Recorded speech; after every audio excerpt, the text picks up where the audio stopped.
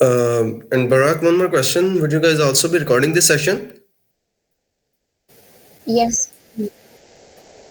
Yeah, okay.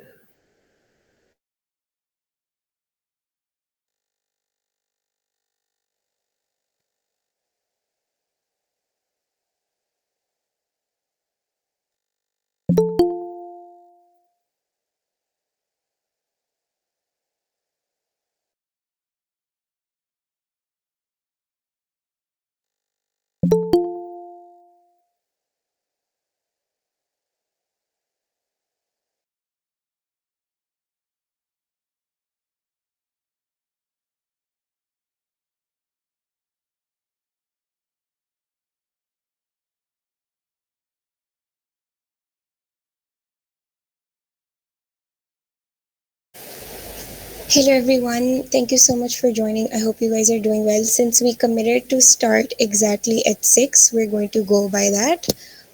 Thank you so much for everybody who decided to join this session. We're always very grateful for your support. Today's session is once again on the very prestigious Erasmus Mundus Scholarship. We've been getting a lot of responses on the scholarship sessions, and it's just credible that the scholarship is very diverse. So we get different opportunities to guide and mentor people on different topics within the scholarship.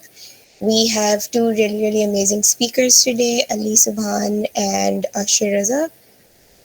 Both of the speakers, if you guys want some information on them, you guys can definitely check their LinkedIn for more details. But I'm just going to give you information on their program. Both of them have a bachelor's of sciences from the University of Sciences and Technology in Islamabad, which is also called NUST. And right now, both of them are actually doing their masters in the Erasmus Mundus Joint Masters in Artificial Intelligence.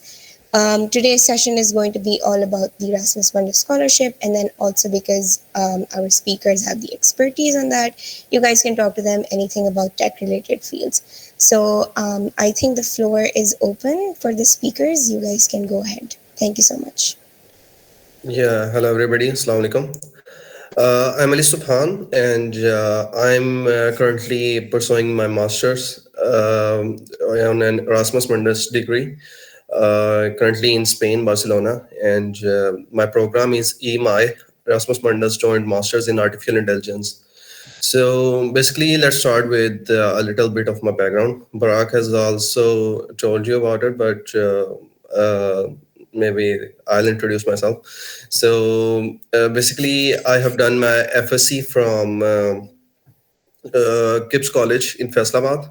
And after that, I joined NUST University, and I did my electrical engineering from there. So after electrical engineering, just after that, I basically graduated, you can say, this year in June. And right after that, I, Alhamdulillah, got the Erasmus Mundus scholarship. So basically, I think Ashir can introduce, then we can start. Ashir, Yeah, over to sure. you. Okay.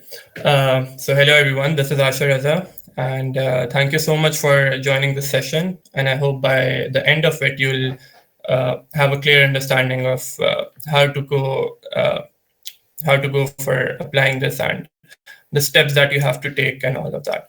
So just like Ali, I've also done my bachelor's in computer science from NUST University. We are actually from the same batch.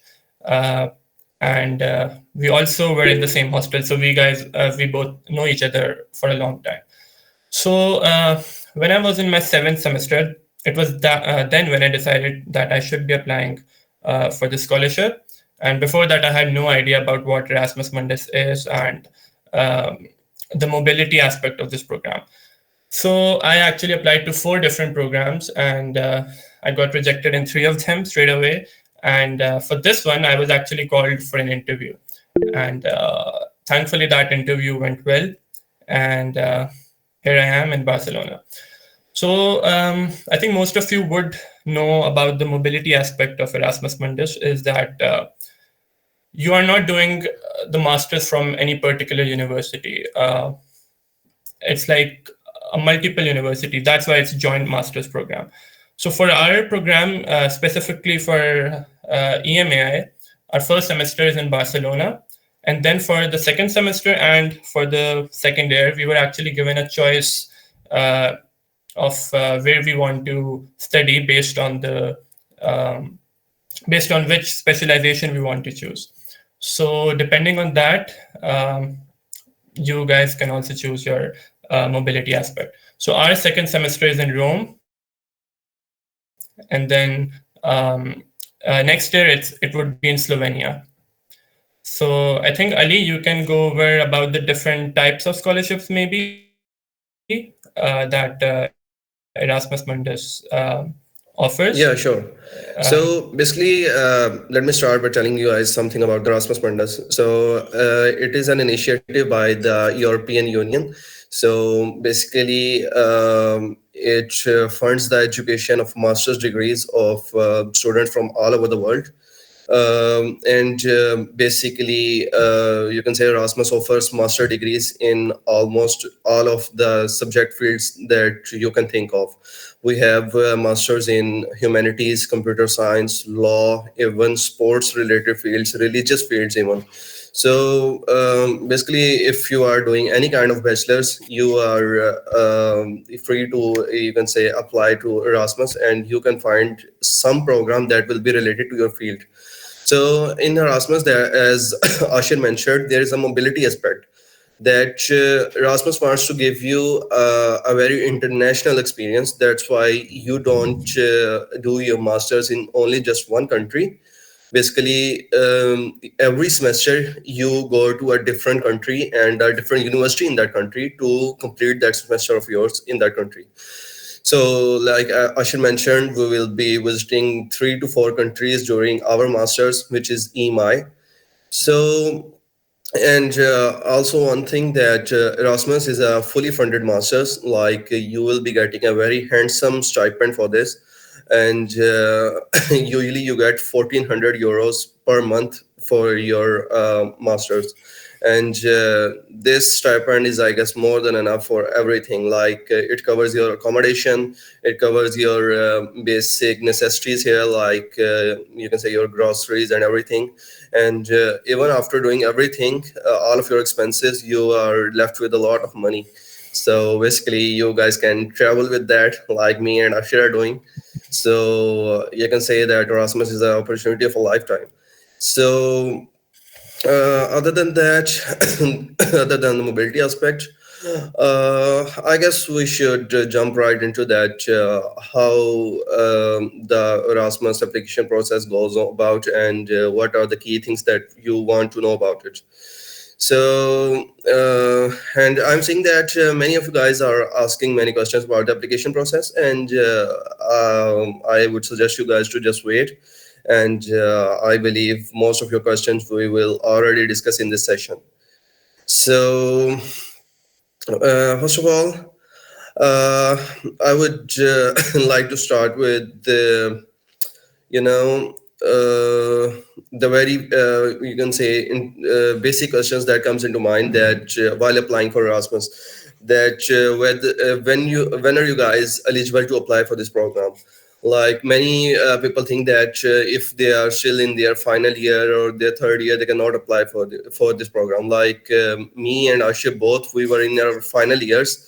We were in our 7 semesters when the applications opened, and we didn't even have our degree by then, because we were in 7th semester. But we were still eligible to apply for it. And other than that, first of all, let's start by stating the, you can say, the basic requirements or the basic things that you will need for your Erasmus degree. I think I should also share my screen to show you guys a little bit of visuals. Barak, could you please allow me to share the screen?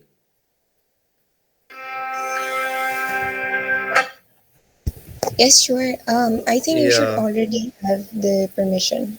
Okay, let me see. Just wait a minute.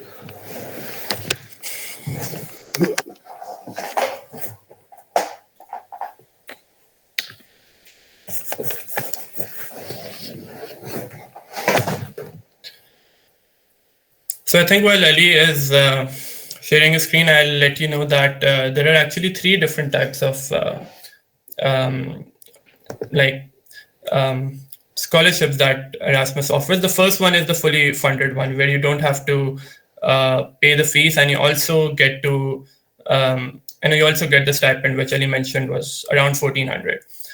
But the second category is the self-funded one, where you do get a chance to, if you want to, if you're not selected for the scholarship, you can still apply for the regular admissions, which is that you have to pay a fees for the program, and then of course you'll not be getting a stipend as well. So that's the second category. And the third one is the fee waiver one, which is that you won't be getting this scholarship, but you also won't be needing to pay the university fee and also the health insurance. Like, they'll provide it to you. And like in our program EMAI, we have 25 students in total, and 15 of them have the fully funded Erasmus scholarships, and 10 of them they are on a fee waiver, which means that they don't get the stipend. Ashir, is my screen visible? Yeah, it is. Yeah, so basically these are some of the very basic requirements that you will need for Erasmus. So first of all, I saw the question that is IELTS required for Erasmus? So I would like to start by saying that for 99% of the programs, it is a mandatory requirement that you need IELTS to just apply. Okay, so you will have to give your IELTS. So if you guys are in final year, maybe in 7th semester, so I would suggest that you should start preparing for IELTS if you want to apply this year. And if you guys have already graduated, then you can just set aside a month and prepare for it and just give your IELTS. So basically, first of all, IELTS is mandatory. And other than that, you guys can see on the screen that these are some of the very basic requirements that you will need. First of all, the first requirement is the Europass CV.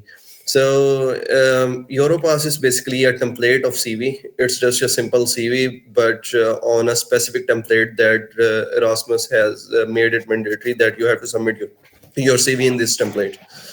We will get to it later. And other than that, maybe one of the most important things that contributes to your admission is a letter of motivation, or many people also call it SOP. So in this letter, you basically state why you are a good candidate for this master's and why they should select you. So this is, you can say, the life of your story and how you pitch yourself to the Erasmus committee. So other than that, 2 letters of recommendations mostly. So letter of recommendation is basically something that it is a letter written from your professor of your university in bachelor's, like maybe from some of your any one of your teachers, or you can say one of your F5B supervisors. They basically recommend you to the Erasmus program. And other than that, there is the bachelor's transcript. If you are still in the final year, or you can say if you have already graduated, then you can just submit your degree instead of this. So I guess that's it. And I've also answered the IELTS question already, that you will need it 99% of the time. And there's a very short list of programs, like maybe 2-3 programs that do not ask you to give IELTS, but generally you will have to give IELTS. So other than that, the very first thing that you will encounter while applying for Erasmus is that you would not know that how many programs I am eligible for, or what are the programs like which are related to my field. So for that, you will just need to search this thing, Erasmus catalog. Okay. So Erasmus catalog, and just you can open the first Google search. And this is a website that will open, and just scroll down and click on this thing, search the course catalog. Okay. So basically, you will come to the website of European Union, where they have listed all of the Erasmus Mundus scholarships. So you can see that this year there are a total of 213 total Erasmus Mundus scholarships or Erasmus Mundus programs, related to all the fields. Okay, so maybe let's say that we will take example of a computer science student. Okay, so this is the keyword bar where you can search. You can say the keywords related to your field, and I would suggest that you should try searching very different keywords related to the field. Like maybe if you are applying for computer science, you should first search computer science and see what programs appear, and maybe then search for data science, artificial intelligence, or maybe if you are just trying to apply for artificial intelligence. So instead of just searching for artificial intelligence, let's say we have searched for artificial intelligence, and these are some of the programs that you can say relate to the artificial intelligence of the aspect. Okay, so other than that, also try for searching computer science or any related keywords, because there might be some programs that you might miss on, or might not be able to apply. uh, and So basically, what I have said so far, I will just recap it. I'm just saying that if you are thinking of applying to a particular field, think of all of the related keywords and try them and try searching them one by one, and just see that what you can see the what programs appear in the search. Okay, and maybe just for a thorough search, you can go through a list of all of these 213 programs, and just see that which of the you can say the masters are related to your field. I'm sure that no matter what field you belong to, you will at least find 3 to 4 masters that are related to you. So in my case, you can say I am a computer science student, uh, because I did not did a very thorough search, and I was also not aware that how to search for the programs at the time. I was only able to find 4 programs, but later I realized when people got selected and I got to know them that there were at least 6 to 7 programs I could have applied. So you can say I missed on 3 to 4 programs which I might have gotten selected into. Okay, so first of all, I would like to suggest you that come to this website and do a thorough research of all of these programs. You can say you open these searches and just read about these programs, and see that what are these master's degrees offering, and what are these related to, and shortlist the programs. Write down somewhere that which one of these are related to you. So the first step of the Erasmus application is come to this website and shortlist all of the programs. Let's see, we will take an example like computer science, and this is the one of the masters like computer engineering and data science. Okay, so you will be directly, you can say, redirected to the page of that masters. So this is the website where you will search the programs, and when you click on the search, you will be redirected to the application. You can say the website of that master's program, and you will apply to that masters by going into their websites like this one. Okay, so I guess that's it for searching about the master's degrees. And so the next step would be giving your IELTS exam. So IELTS, Ashir, would you like to cover that? Yeah, sure. I think before that, I'll just add a few things Yeah. regarding the application thing. Sorry. So, so you know that you have to go on the catalog and then you have to search for the programs. And each program or each of the link of the program will lead you to another website. So I think it becomes a little tedious especially if you're doing at the end, because you have to fill separate applications for each of the program, and then of course you have to write the letter of motivation separately for each of them. So I think it's better if you start early, like I think at least a month or maybe a month and a couple of months before the deadline of the application. So that way you'll have enough time to write a lot of letter of motivations and then submitting it. So I think we can go over to IELTS next. So as Ali mentioned, IELTS or any other English proficiency test is required for around 95% of the programs. The rest of the 5%, they'll probably be satisfied with the university English proficiency certificate, but I still think that it's safe to give your IELTS or TOEFL. I think they both work. And the thing is that when you're applying, you have to upload the IELTS certificate. So it's not that after application you can submit them. It's before the deadline you have to submit the IELTS exam. And I think we can only talk about IELTS because we don't have any experience with TOEFL. So I think for IELTS it's important that it's something that you can. It's not that if your English is not good beforehand, you won't get a good score. You still can prepare for it. Like I think even our English wasn't too good, but we studied a lot for it. And if you don't know about IELTS, it's like it's a British exam for English proficiency. And there are 4 parts to it, actually. There is a reading part, writing part, listening part, and then there's a speaking part as well. So the speaking part is held separately, and the reading, listening, and the writing part, they're held at the same time, like one after the other. So I think if you go on the British Council website for IELTS, you'll find very good resources about how to prepare for it.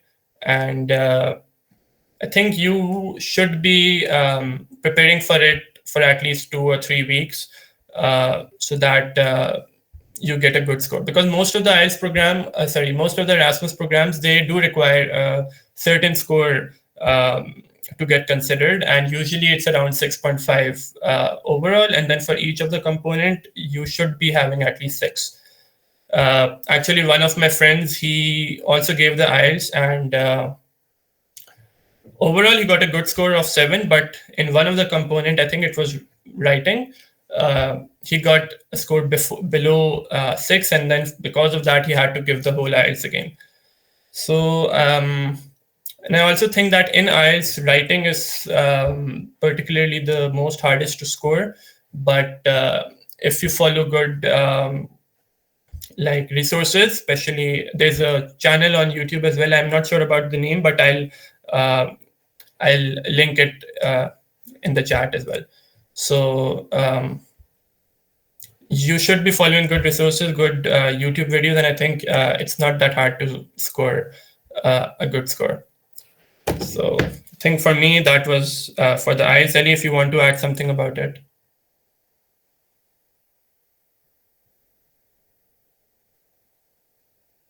You're muted. Sorry. Sure. I would just share my screen and quickly go through what I have written about it, and maybe I'll just share some of the resources, and I'll share this document so the students can look into this later. So basically, just like Ashir said, that if your English is not very good, or maybe if you come from FSC background where you have not spoken in English for you can say very long time, so there's no problem. I also come from a you can say a very desi background and a very you can say an FSC background. So my English was not very good either. It still not is. So, but if you prepare for the exam, I guess you're gonna nail it. So, and by the way, if you follow the right guidelines and follow the right resources, you can easily get a 7 to 8 band. Like I prepared only for you can say 2 weeks, and I was able to score 8 bands, alhamdulillah. So basically, if you guys don't know, band is like a scoring system for IELTS. Like 1 is the lowest, and 9 is the highest band that you can get in IELTS. And like Ashir mentioned, these are some of the 4 parts of IELTS exam. Like you will have a listening test, a reading test, a writing test, and you can say a speaking test. Okay, so and I should also have mentioned this, like overall for most of the Erasmus programs, there is you can say uh, there is a requirement that you should at least have six band overall, and also in each of these sections you will have six band. Okay, so other than that, in Pakistan, if you guys are applying from Pakistan, there are two main institutes that are you can say offering the IELTS exam. The first one is British Council, from where me and Ashir also you can say took our IELTS exam, and the other one is IDP. Okay, IDP International and British Council. So what I would suggest is you guys go for British Council, and the reason for that is if you apply from British Council, they give you very good resources themselves for free to prepare for the British for the IELTS exam. And also another reason that in case of British Council, in the speaking part, the person who's checking your exam for speaking is generally a British person. So they realize that English is not your first language, and they are a bit lenient, and they usually give you, you can say, a reasonable score. And other than that, like I read in the chat that somebody was asking that there are many kinds of IELTS exam. Which one do you have to take? So I guess there are three or four kinds of IELTS exams, and the one that is required for this, it's a IELTS academic. I have also mentioned this in this document, and I will share this with you guys later. And other than that, there are also two kinds of IELTS exams. Like you can check it on a computer, or maybe take it on paper. I would again suggest you guys to take a computer based one. So it's just my opinion, and most of the people just go for the computer based one. So it's just a suggestion from my side. And other than that, the resources that you will need to prepare for IELTS, I don't think that I should mention them here in the session. Like I will share this document and you guys can read it.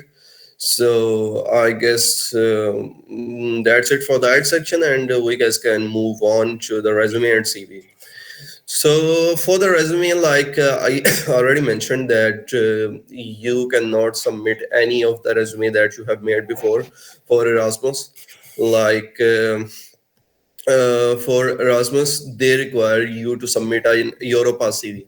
So basically, what is an Europass CV? Europass is just basically a template of your CV that is provided by Erasmus, and they want that every person who is applying for Erasmus should submit their CV in this format. Okay, so in this document, I have also mentioned this link. You can just click on it, and you will go to the website where you can make an Europass CV, or you can just Google that Europass CV, and the first search that will appear, you open it.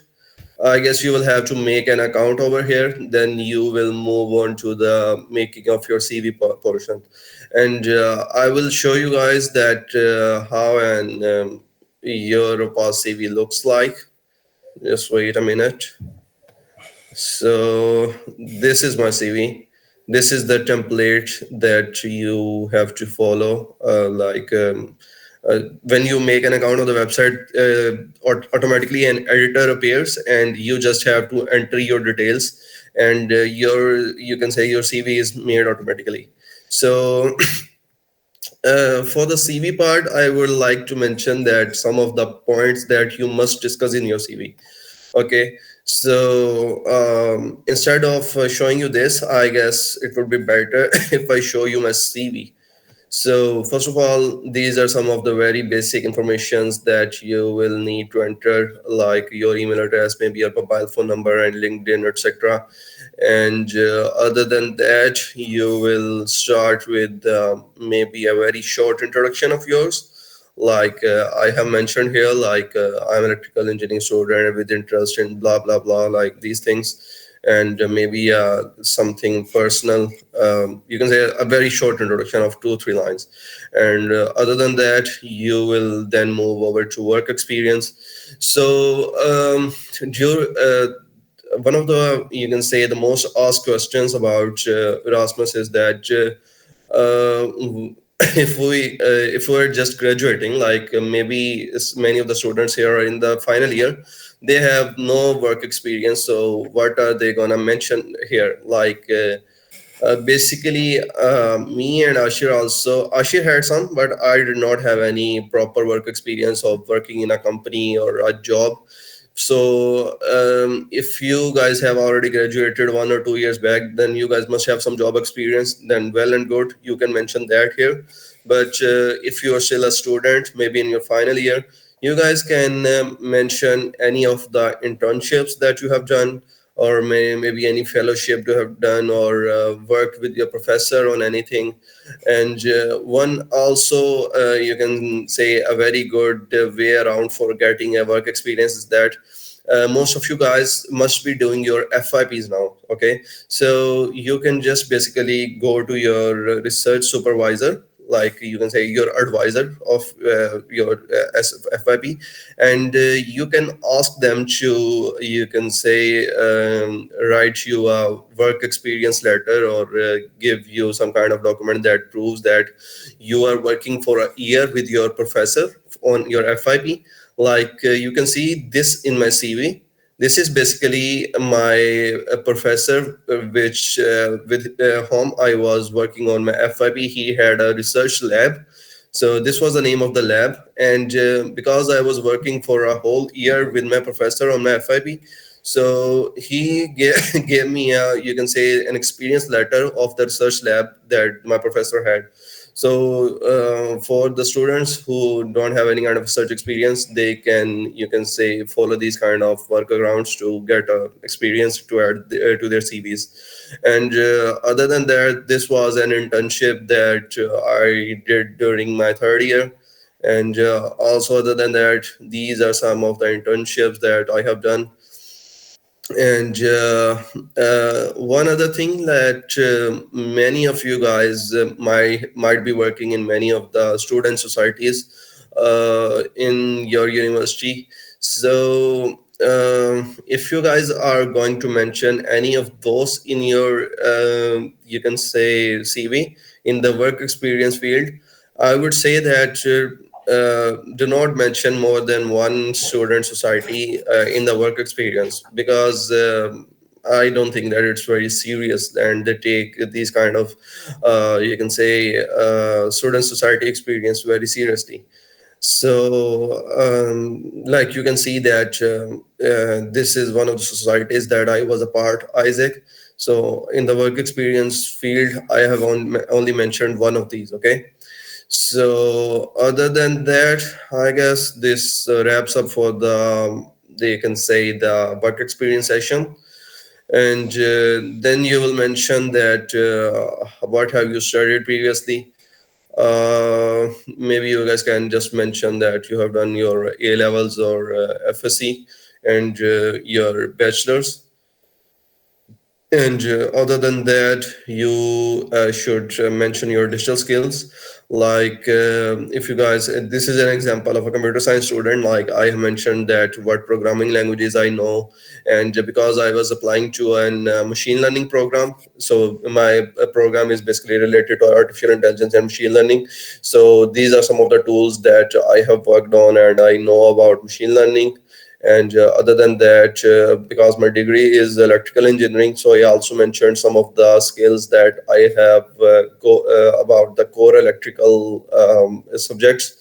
And other than that, you guys can mention your language skills.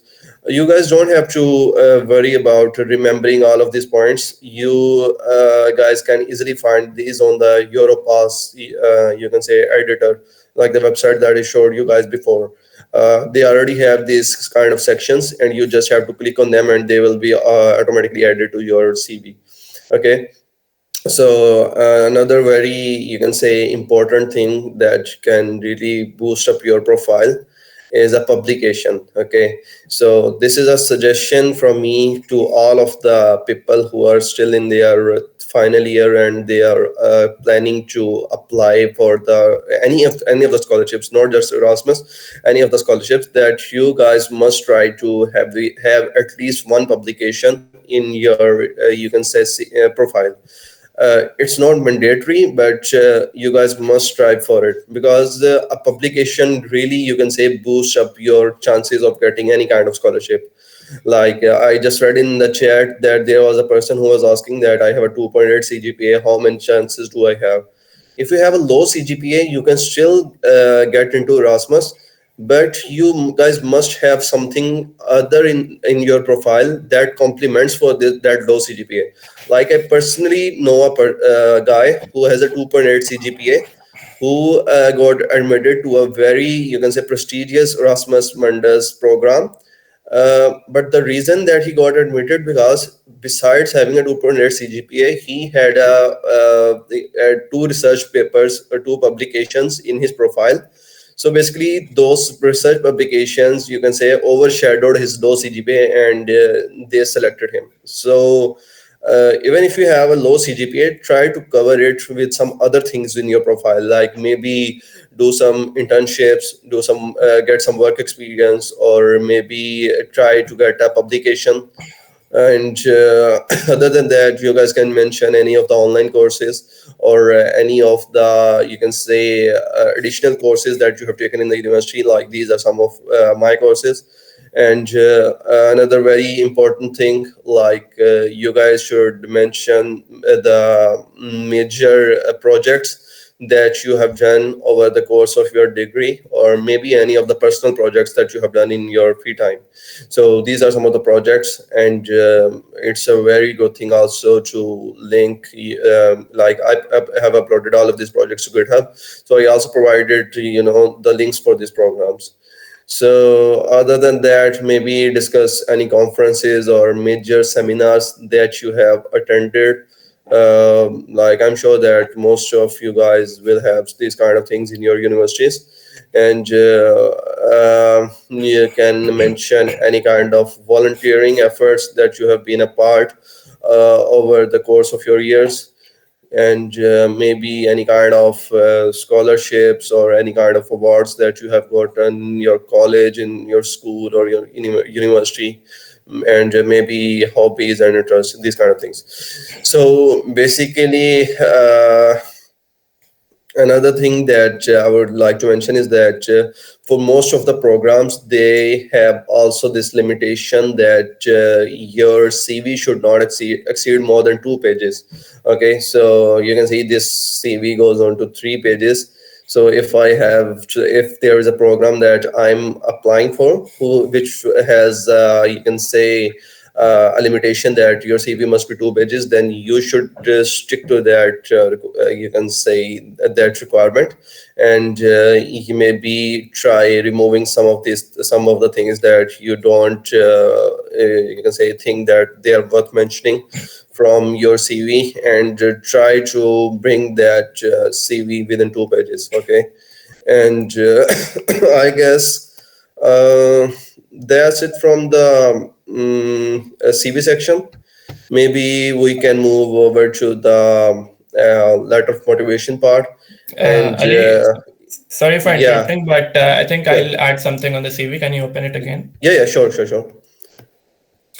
Yes. Okay, so like Ali mentioned, that many of the programs, they have a limitation of like the number of pages that you can have in your CV. And I remember that out of the 4 programs that I applied to, I think around 2 of them did have this limitation. So the question is that how can you summarize it, or how can you like make all the things, make a really good CV and include all the things in 2 pages? So there are some of the things that you can skip. For example, Ali, if you can scroll down.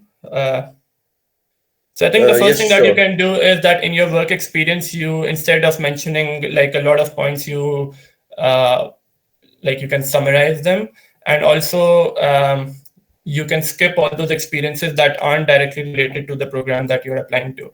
So for example, if this CV had a limitation of 2 pages, then maybe Ali would have skipped the Isaac section and the content writing section. Okay. Can you scroll down? Okay.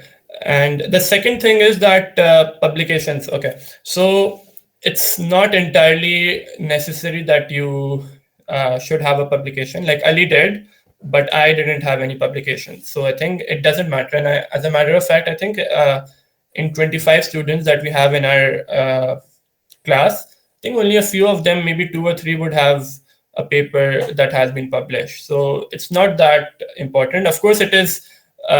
It's good to have, especially if you have a low GPA, so that like at least you have something to show that show your knowledge and how you have applied to the real world. Ali, can you scroll down? Okay, so for the project section, I think especially if you don't have a work experience and you are just like you're still doing your bachelor's,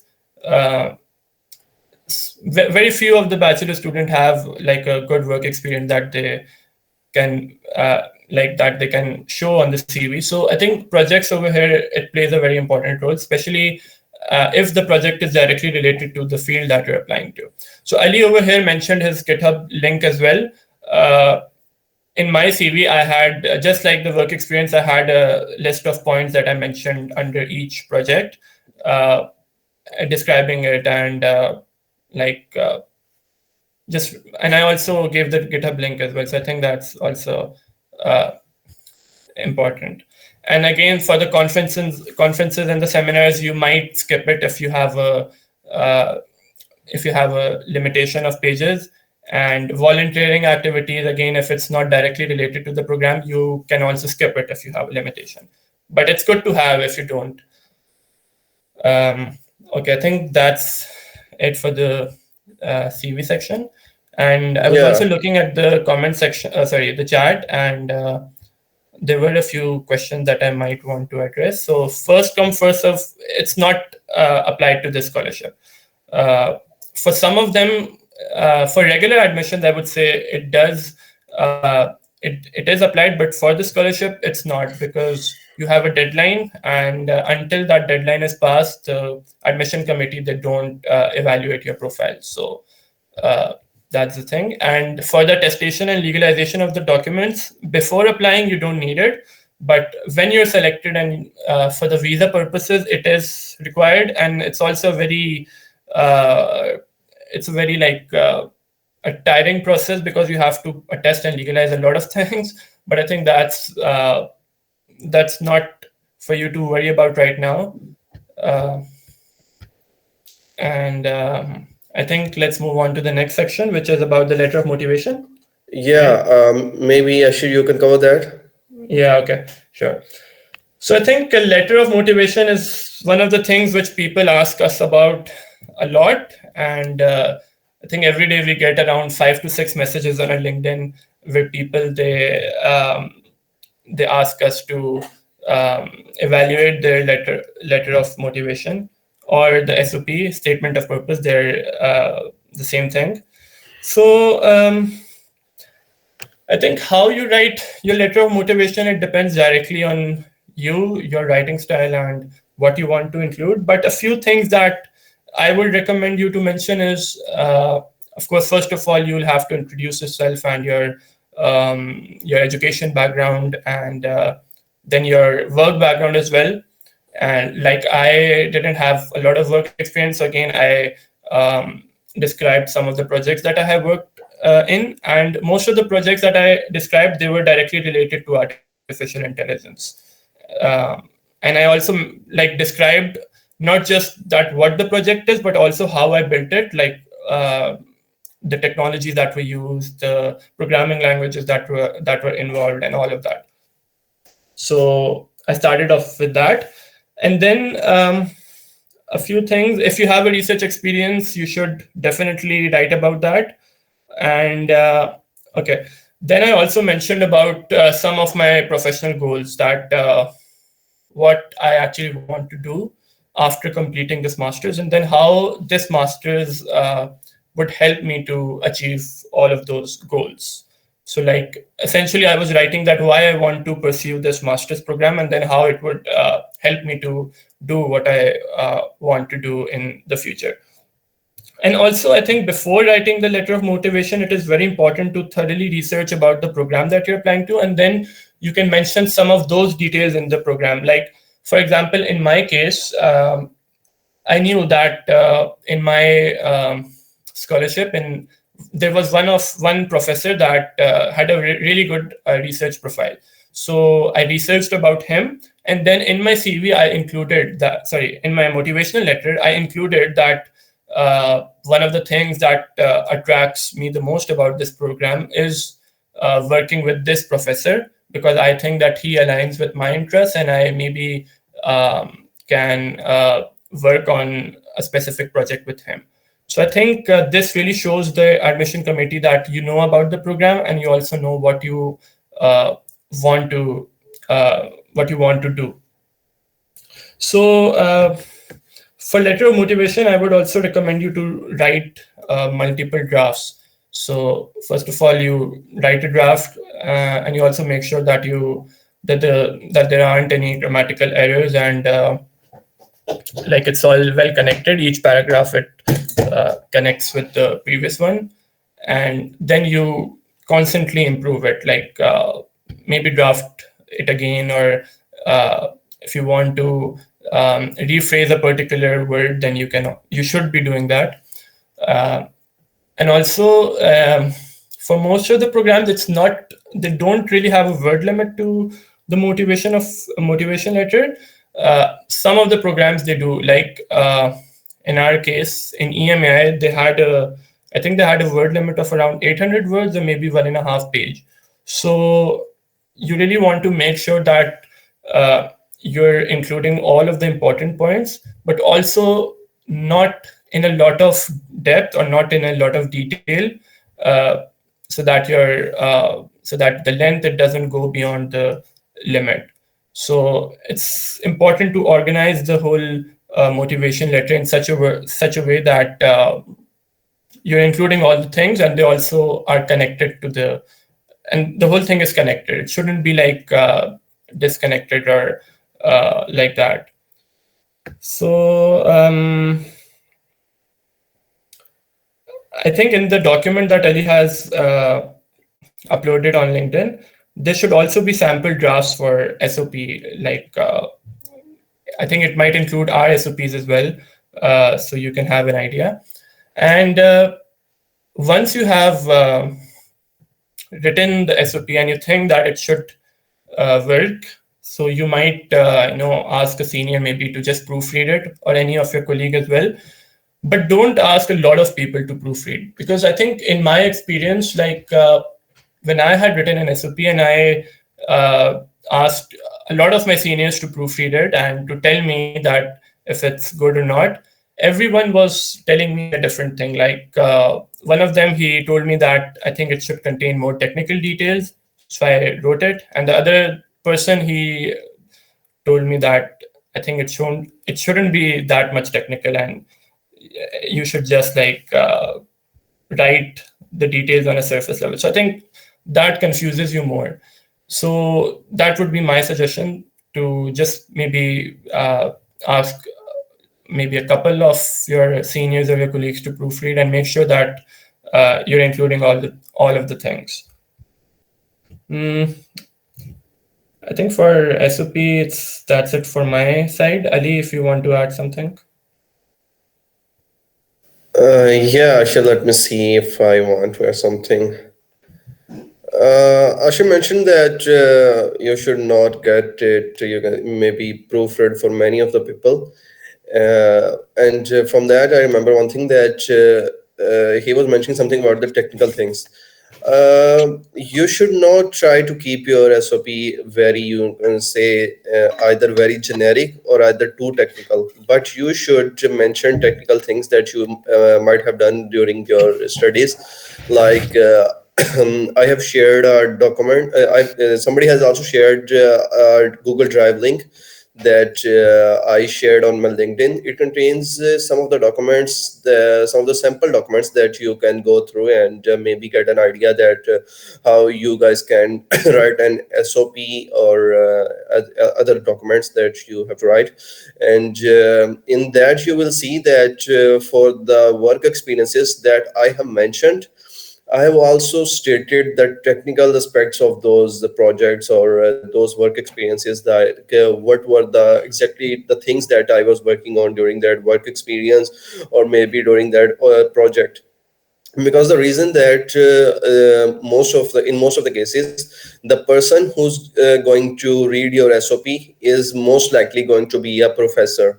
So if you mention the technical things, then that professor will have knowledge of those things, and it's a very high chance that it will, have a good impact on him. That he will know that as a student, a lot of things related to that field, and more on that later. And I guess you guys, when you guys will see that document in the drive that I've shared, and also somebody has shared in the chat, you will know that what I was talking about. And other than that, um, also I will share this document that I was presenting, and you will be able to see that what things or what points you can include maybe in your SOP. And I guess we should move over to the next part, which is a letter of recommendation. So this thing is a little bit tricky. So first of all, let me start by saying that what is a letter of recommendation?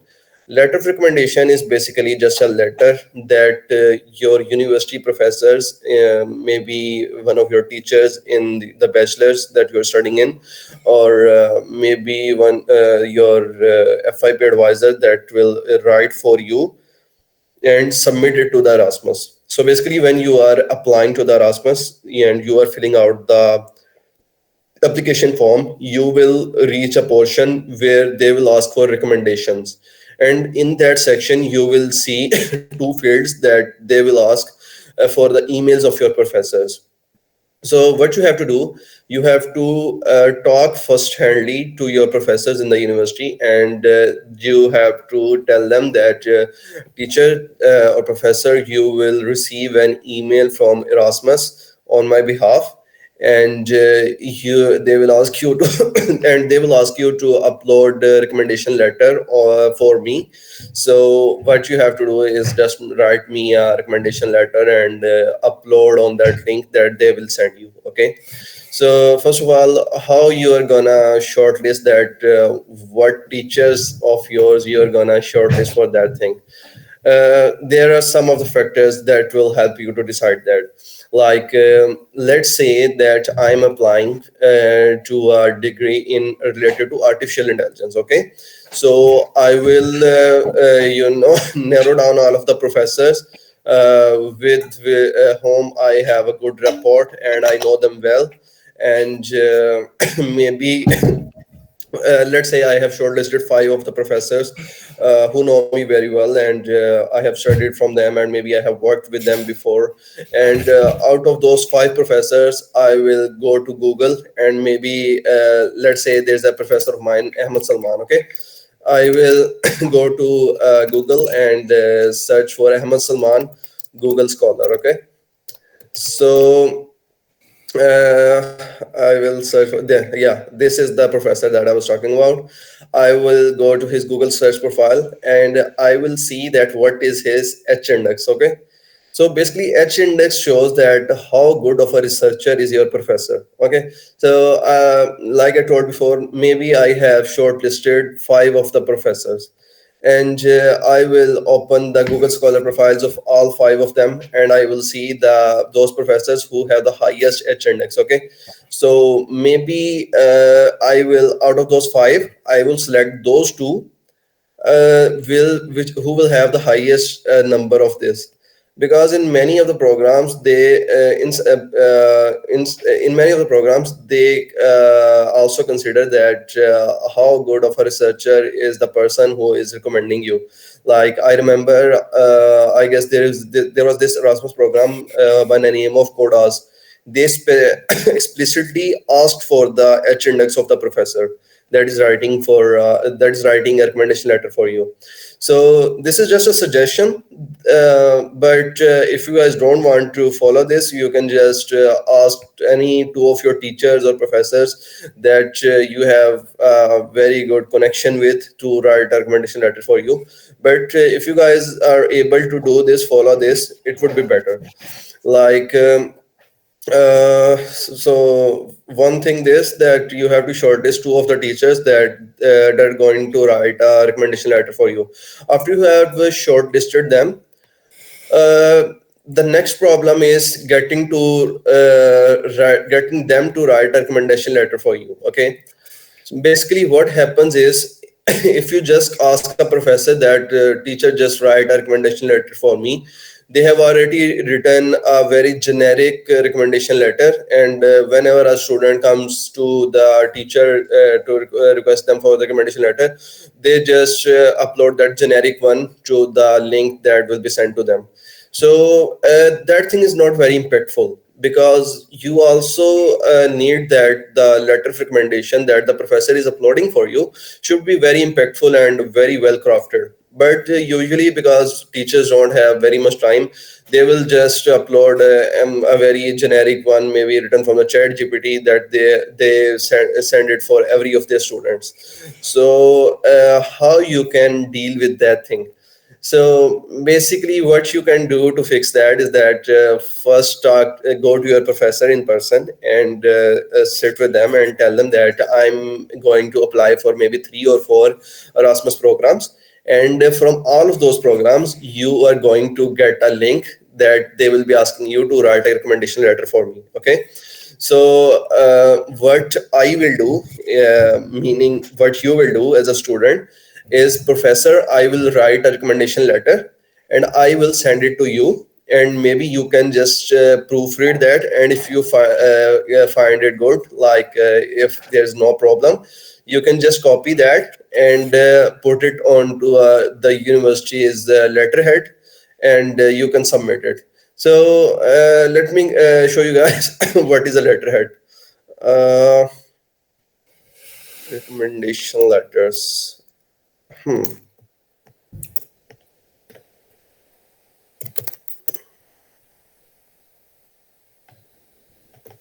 Yeah.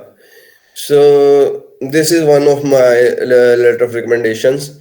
So what I used to do is that I wrote all of this text. Okay.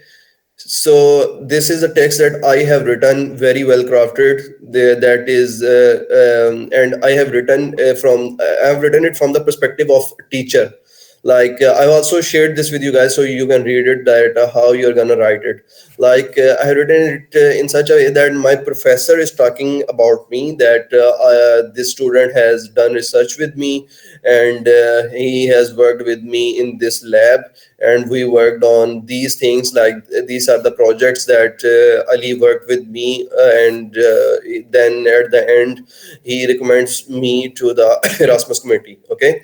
So but instead of this, if I would have asked my professor to just upload the letter for me, he would have written a very generic one and he just uploaded it to get done with it. Okay. So but I wrote it and I sent this text to my professor. So but what my professor did, you can see this area, this is the university letterhead. So basically there's a, you can say, a logo of the university, and the details of the contact details of my professor, and at the end there is a signature of my professor. uh, if your professor is comfortable, he might even share this letterhead with you. Okay.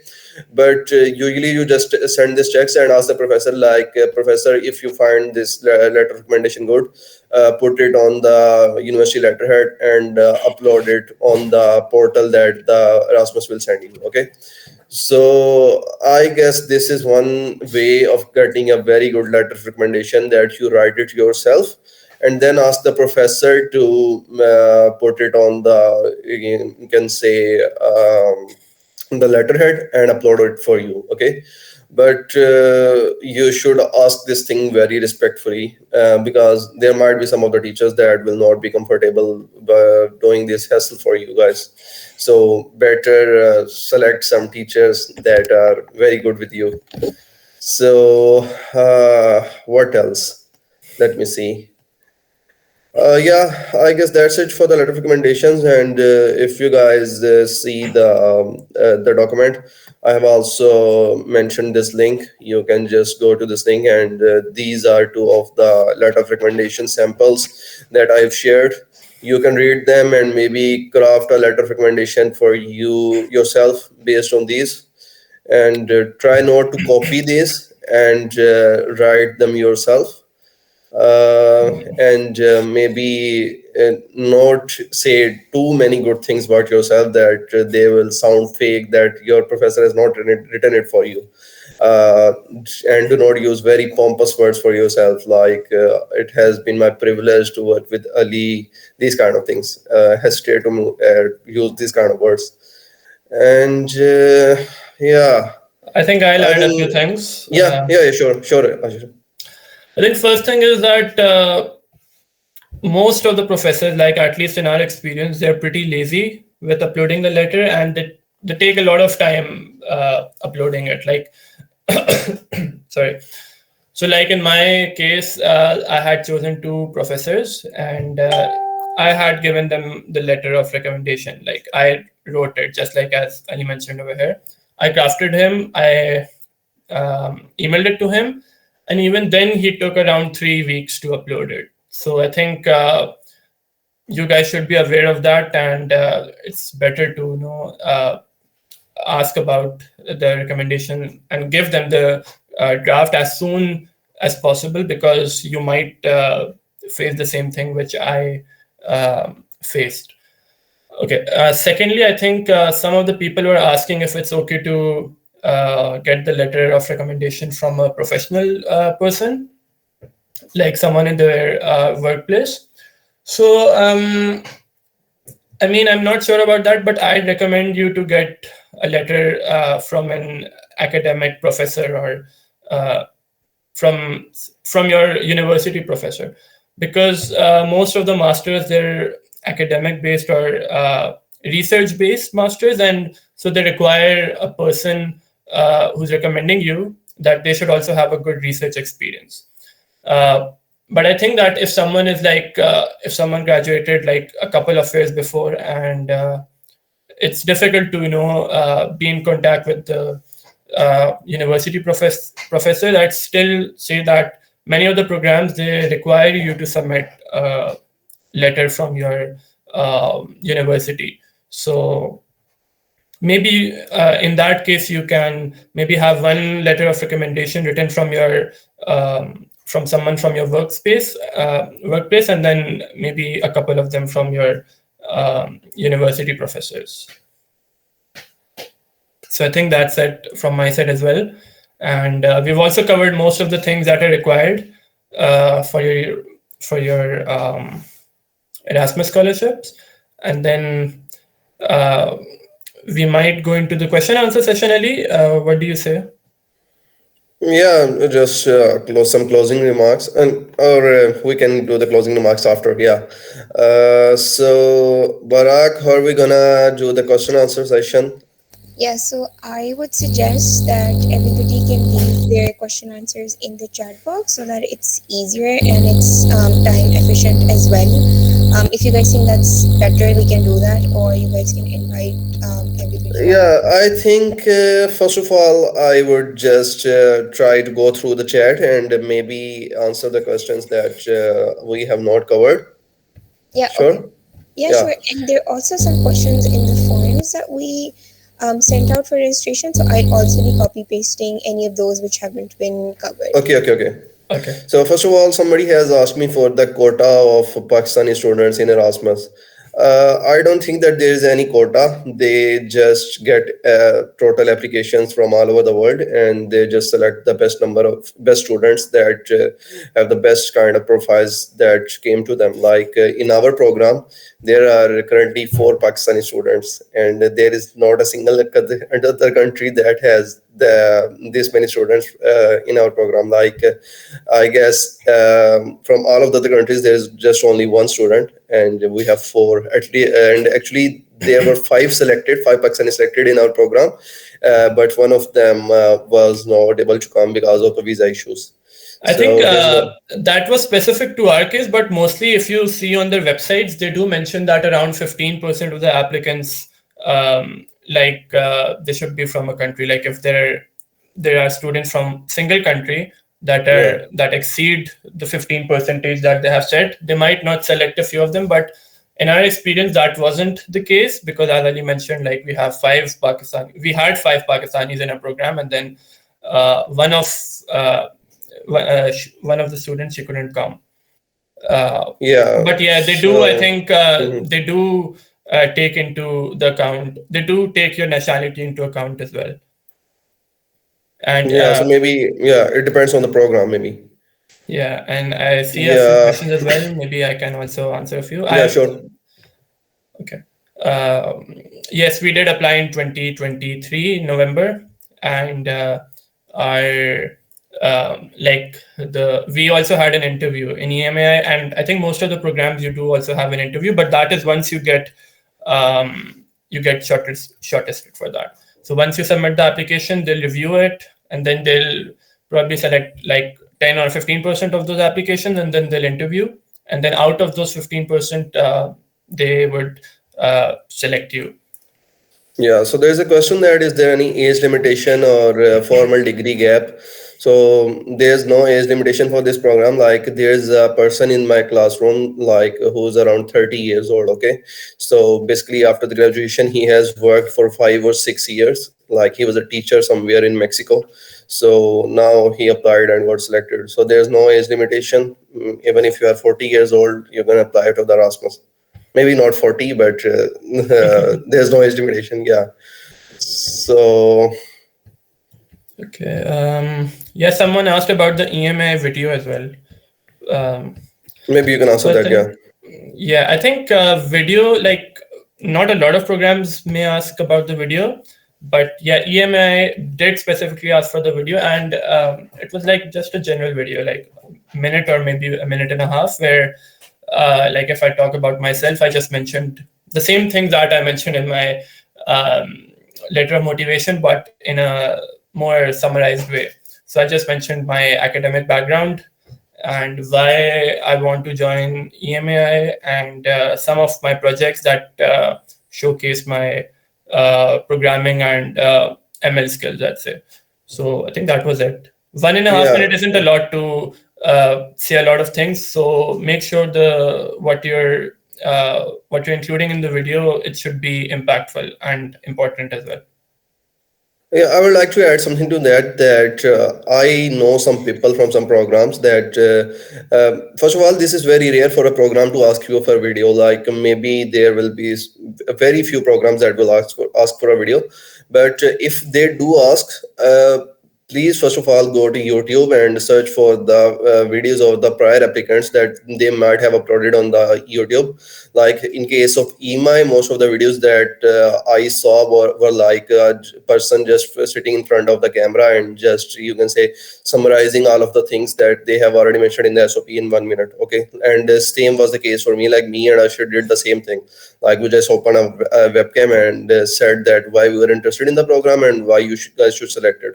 But I have seen some of the master's programs, specifically, I guess, related to mechanical engineering, and I saw their videos on the YouTube. Like they also, you can say, make a kind of a documentary of 2.5 minutes. Yeah, and some of my friends also made these kind of very fancy videos.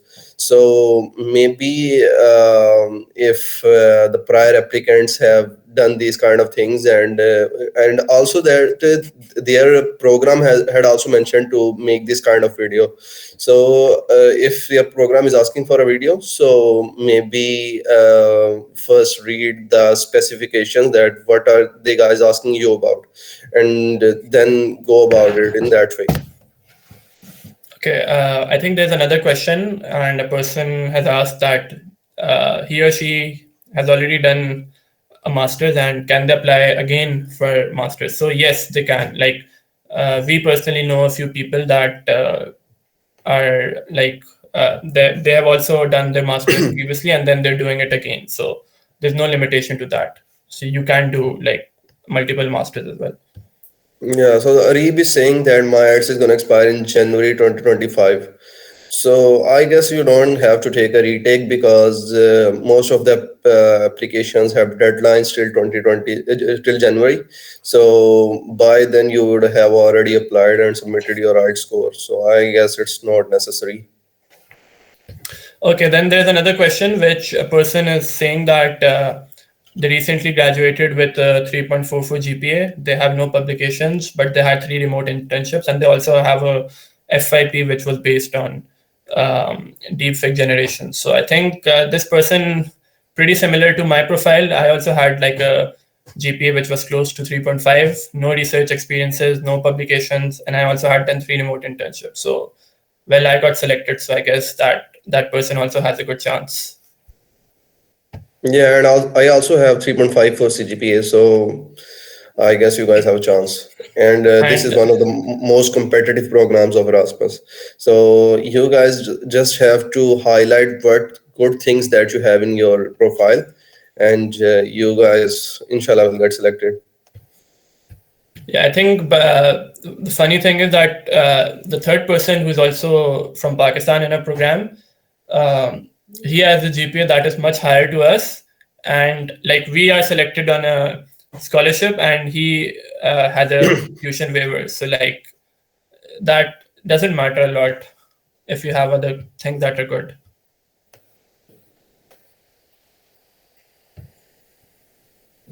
Yeah, we applied last year, and not 2023, right? Yeah, November of yeah, 2023. yes.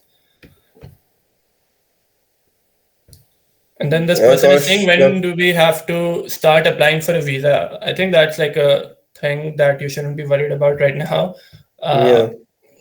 I mean, once you get selected, then there's like a whole process, and like it's pretty a long process, I would say, because there are a lot of attestations that need to be done. Uh, so I think you can research about that after you get selected. And guys, one more thing. I hope I don't sound rude saying this, but in, you can say, before reaching out to us to proofread LOMs, maybe first try to ask somebody, one of your seniors, to proofread it, because we are both of ours, even say DMs in LinkedIn, are full of these requests. So we are already on capacity. Yeah. Yeah, You but guys like can. Yeah. if you have like other questions that are not like proofreading SOPs, you can definitely ask about those in Yeah, our you guys can ask, and yeah. even you guys can ask to proofread, but first maybe try somewhere else, like, and then we would love to. Yeah. Okay, so I think that most of the questions we have already answered. Just wait a minute.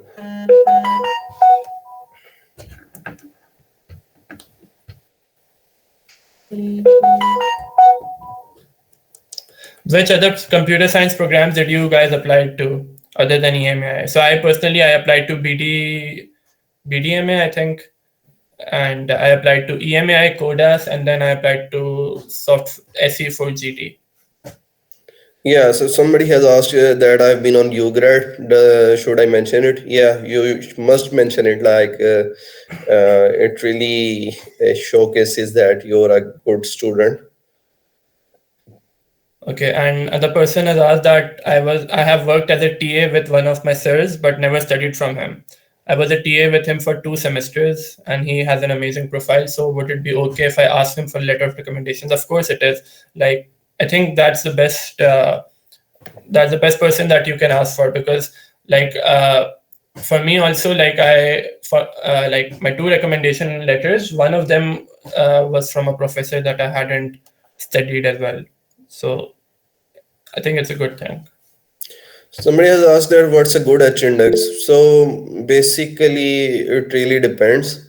And just see the professors that you have shortlisted and select the ones who have the highest. Like I cannot just say a number for this. But I'd say that maybe more than 10 is a safe number. I mean, it even if it's less than 10, it doesn't like it's not that it would decrease your chances of getting selected. It's nothing like that. But it's good if you have a professor that has a good age index, maybe more than 10 or 12, but that's not like necessary.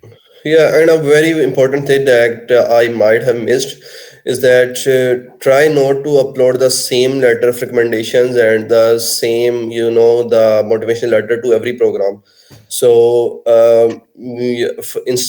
so before applying to write a generic one, and before applying to any specific program, change it a little bit to make it more relevant to that program. Okay, so basically what I'm saying is that for every program you should write a LOR or maybe SOP that is very specific to that. Yeah, personalized. It should be Yeah, personalized. personalized. Yeah. Yeah, very good. How long You do the can. attestations take? I heard that they take over a year in PK now. Well, they do take quite a long, but not like a year, I would say, maybe a month. It's not that they take a lot of time, it's that you might have to go for appointments, and the Yeah, appointments that you get there like after a long time. guys, I Like, think you guys don't have to worry about attestations at the moment, and yeah. it's a thing of a later time. And inshallah, you guys will figure out yourself that how you're gonna do those. It's Yeah. not very How difficult. many courses we can apply? So I think there's no limit to how many applications or how many scholarships in Erasmus you can apply for. And I would recommend you to apply to as much as you can, because like I applied to 4, and if I had applied to 3, maybe I would have never gotten a scholarship. Yeah, and you guys cannot ask your senior to write a recommendation letter. Yeah. And other than that, somebody is saying that what if the person you are asking to write a letter have left the university?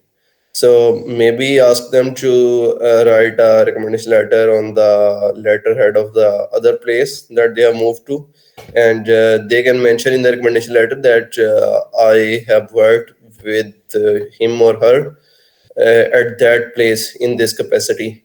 Yeah, so mention that in the you can say the recommendation letter. Someone has asked, is there a language barrier? So, like, I'm not getting where, like, the country we are in currently, like in Spain, there is actually a language barrier. But I guess they are asking about the studies. The total of the studies is in English for the Erasmus Yeah, program. that's completely in English. Yeah. Yeah. Somebody is saying that it's no, it's an answer. Sorry, never mind. Do the scan SOP and LOR for AI content?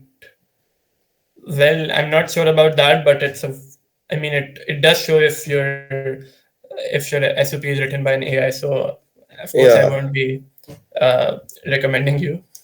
So And basically, again, like that's not personalized. So, what me personalization is key. yeah, so what I did, and I think also Ashir, is that we basically wrote our SOPs ourselves, like initial drafts, and then just ask the chat GPT to maybe you can say turn it into a better structurized version, or maybe at some Check for places grammatical errors, I would yeah, say check errors for and grammatical errors and these things. So you guys can use AI. There's no problem with that, but you should not ask it to write the whole recommendation letter for you. Okay, because I'm sure all of you guys know that if something is written by AI, you guys can just you can say recognize that on the first glance that you will have on at the document. Okay.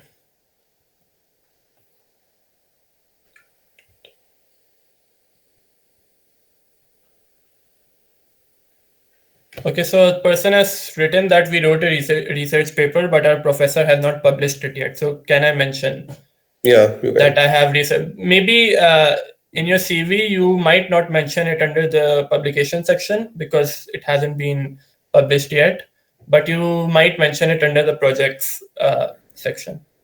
Actually, what I would suggest is that mention in the CV, but write with it that it is in review. Okay, so like at the moment I was applying, my paper was not published, so I explicitly mentioned that it's under review. Okay, so and I also uploaded that. You can say the paper to a website which is a very famous one for the research things, ResearchGate, and I you can say gave them uploaded a document of the draft of my paper. So if they want to confirm in any way, they can confirm from there.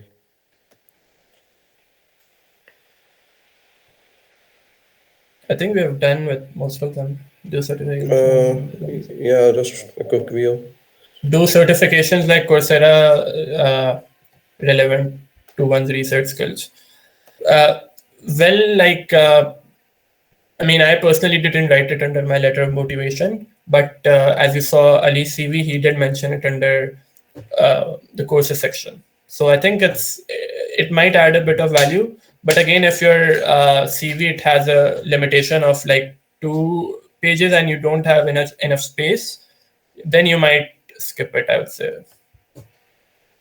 Somebody is saying that some programs take online assessments. I don't know any program that asks for this, but there might be some because there are a lot of masters, and many of the masters have their own specific requirements. So I don't know that what's the pattern for them. Okay, so I think there's a question where a person is saying that I have gone through the Erasmus catalog, but I'm unable to find software development related MS programs.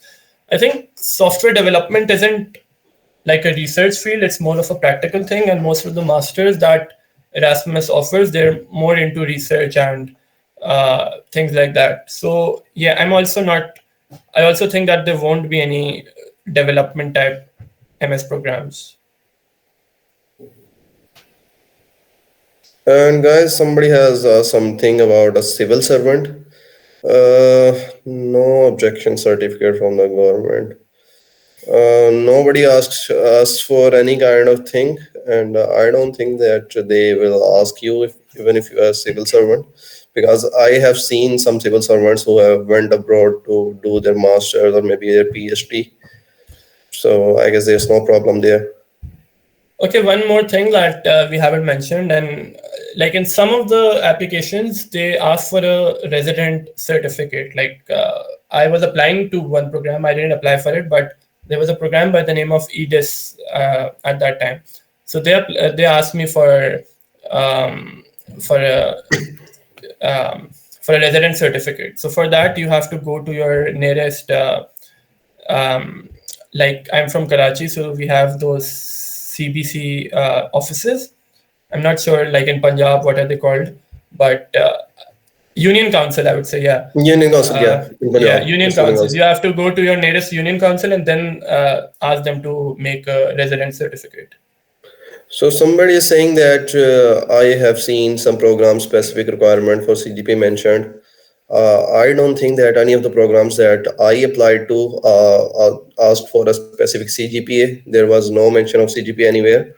And but somebody is saying that if somebody has less than 3 CGPA and have good professional experience, projects, online courses, yeah, then you have a very good chance of getting a scholarship if you have something to complement for your low CGPA.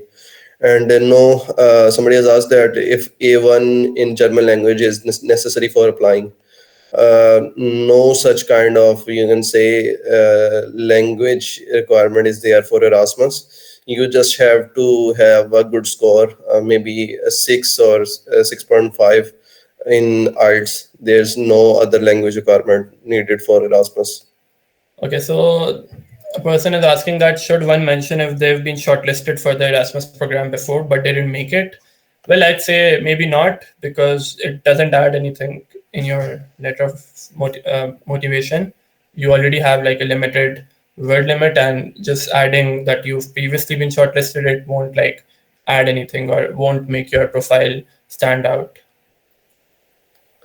To which Yeah. extent university ranking matters for Erasmus? I don't think it matters, because I've seen people that are from like really low ranked universities, and they're still like they're still into good programs. Somebody is asking that they have a degree in something else, like maybe they have a CS degree, but due to the lack of job opportunities in CS, they were doing some other job, like he was doing some content writing work, and what he or she would do. I would say that if you are a CS graduate, then try to do something that is related to your field on your own, like maybe do some internship, like you have already mentioned, maybe do an internship, or maybe do some personal projects and upload them to GitHub, make your own profile, and maybe do some courses and trainings related to CS. Then you will have something to show for. And somebody's asking that what kind of questions did they ask in the interview? It really depends on the program, and it's not a very hard and fast rule for that. Some programs, they also do a very chatty interview, like they ask you how you are, and why you want to apply for this program, why should we select you. But for our program, they just asked me my name and how am I, and they went right into the technical section, and they just started with probability and you can say DSA and everything. But expect some very basic technical questions related to your field. But usually the interviews are not very tough. Like they just ask you maybe something about your profile, or maybe after that, some of the very basic questions about your, you can say about your field. Yeah.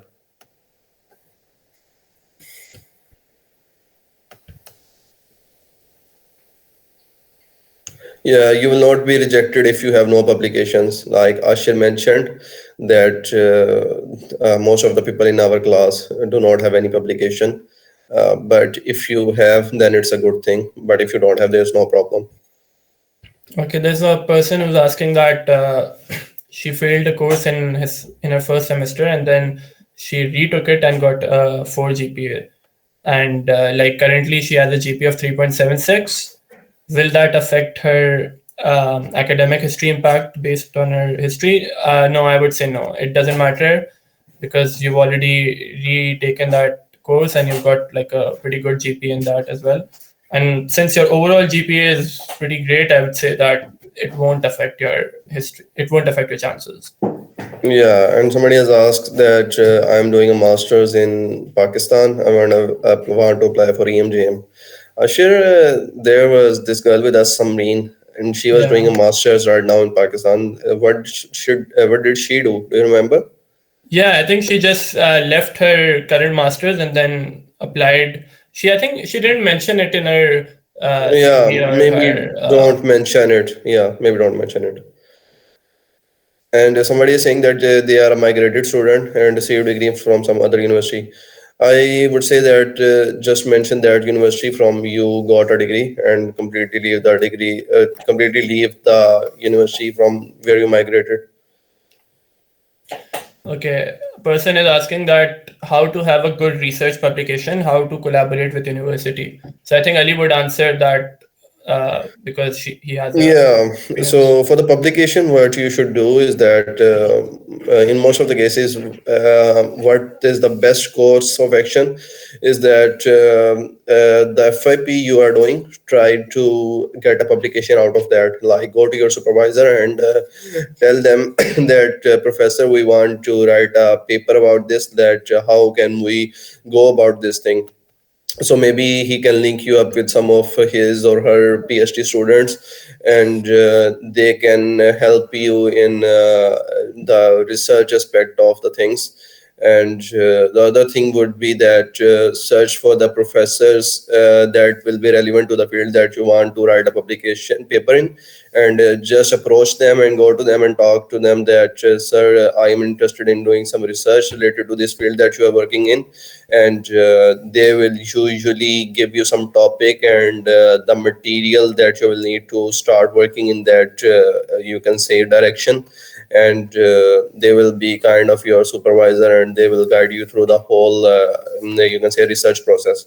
So basically, in short, just go to a professor of that subject that you want to do research or publication in, and they will fill in most of the details for you.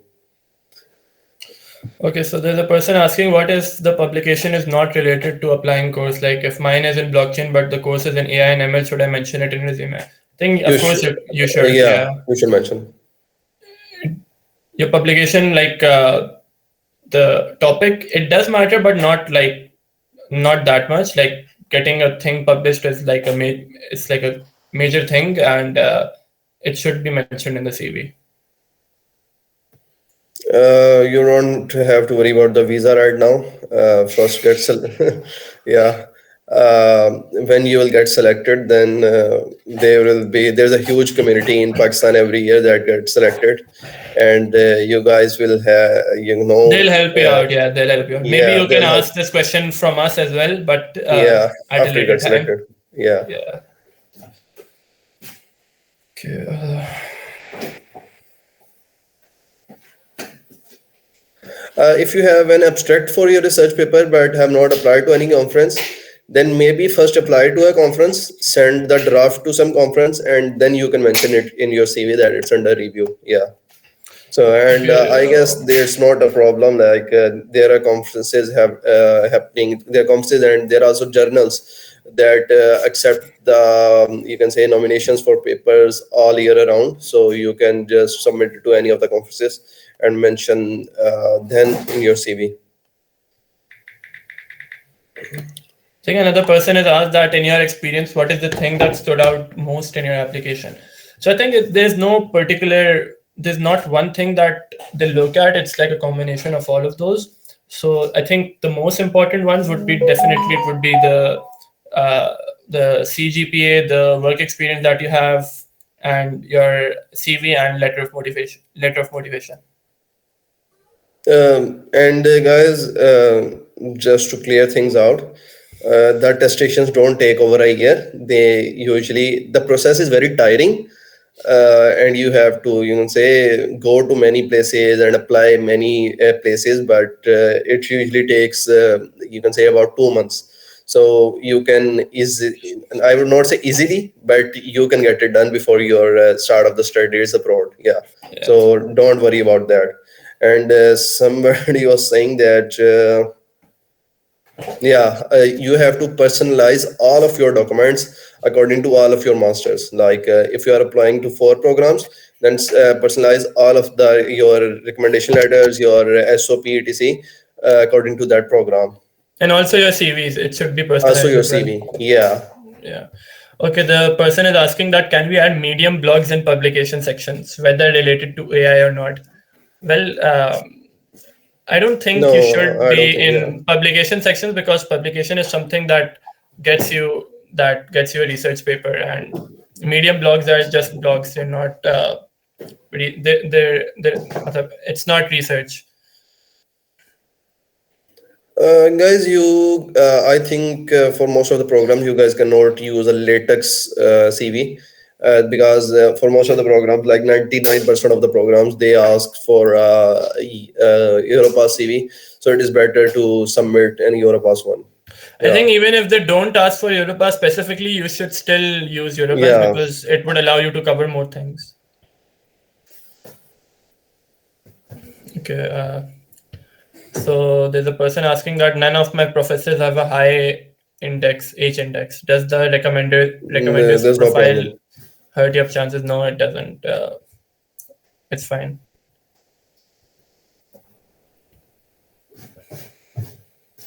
I think we have gone through most of the questions, I'd say. Yeah, I think so. Just one last question that somebody is saying that what does it mean to personalize the CV? So basically, what I'm saying is that maybe let's say take an example. There's a program that is saying that is related to artificial intelligence. Okay, and the other program that you're applying is related to data science. So personalization means that when you are submitting your CV to artificial intelligence, maybe highlight those aspects of your education, your work experience of your or your projects that are related to specifically AI. Okay, like you can see this is the description I have written for my work experience. So maybe while personalizing this for a program in artificial intelligence, I will write here those things that were related to AI in my work experience or any of my projects, etc.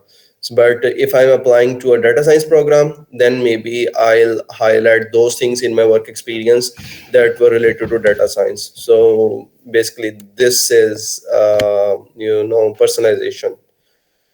Yeah, um, I think that's it.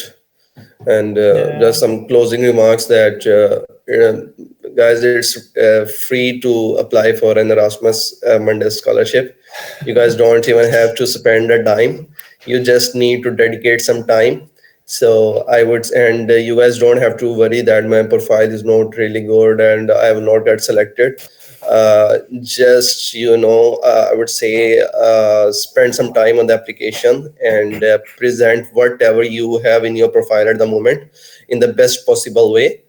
And inshallah, it's very likely that you have a very good chance of getting selected, because both Ashir and me know a lot of persons who have really used, you can say, modest profiles, but their you can say their SOPs were very good, or maybe they presented whatever they had in their profile very good. So they were selected to very prestigious programs, and now they are in Europe studying, doing their masters. So just take a leap of faith, and inshallah, everything will be all right. So please do Yeah. apply, do apply, do apply. And for the past 3 years, the most number of students selected in Erasmus worldwide are from Pakistan. And I hope we will continue the streak. And inshallah, and, even next year, we will be in the first position. I guess that's from my side. Share if you want Yeah. to close by saying anything. Yeah, I think that what Ali mentioned is that most of the students we also know they have very modest profiles, and that includes us, because even we don't have much. We don't have a high GPA. We don't have a lot of work experience as well. But the only thing that we did was just to apply. Like at the time of applying, even we were like we didn't know that we would get selected. Actually, we didn't have much hope at that time, but it's just what faith brings to you. So I think, yeah, that's Yeah. what we have to say. And I know we might not have answered most of the questions or some of the questions, and if you do, you can also you can message to us on LinkedIn, but also make sure that when you're writing the message, you should, like, the first line should be that we met you in the online session, because then we would know that like uh, like where you are from, because otherwise we have like a lot of messages that we get on a daily basis, so it's very difficult to check each of them and uh, like get to know where the person is from. So I think, yeah, that's it from my side as well. And another final suggestion that I would give is to apply for as many programs as you can, uh, so that it increases your chances. Yeah, and I will share the documents I showed with you guys. I will share them with Girls Fly Society, and maybe they guys can post them on their page or something, or Yeah, maybe and you guys also, can. Yeah, you can also find them on my LinkedIn page. Like I guess the third or fourth post is related to this. I have uploaded this document, and also the sample documents. You guys can see it over there. Yeah. okay, and our LinkedIn profiles, I think the post that Girls Fly they posted on the link on the LinkedIn. They had our links as well, so you can find us from there, or you can maybe just search our names and probably would be the first person that appears. All right, Yeah, thank so you I guess guys. that's it. Thank you so Yeah. much, Ali and Ashir, for a very, very incredible session. We had a very good attendance this time, and it's amazing that everybody sticked out till the very end. So thank you so much for your participation, showing up, and for all the amazing recommendations. It's just amazing to have you guys here. Hopefully, we can have you guys next year as well. So thank you so much. Yeah, thank you guys for arranging this, and hope to see you guys here in Europe next year. Yeah, I guess Inshallah. that's it. Inshallah. Okay, guys, Allah Hafiz. Take care and best of luck.